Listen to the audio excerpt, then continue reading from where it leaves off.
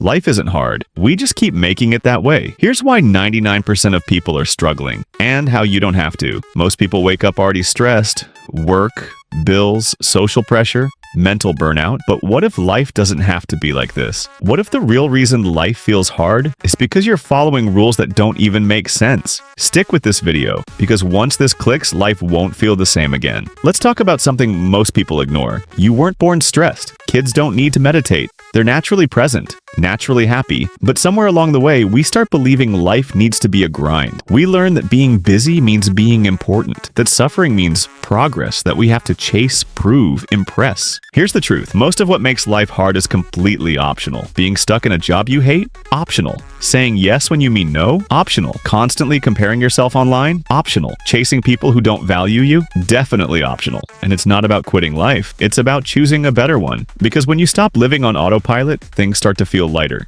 You start saying no to what drains you. You stop doing things just because you're supposed to. You focus on what actually matters, your peace, your energy, your time. And guess what? That's when life becomes easy. Not because your problems vanish, but because you stop turning molehills into mountains. But here's the trap.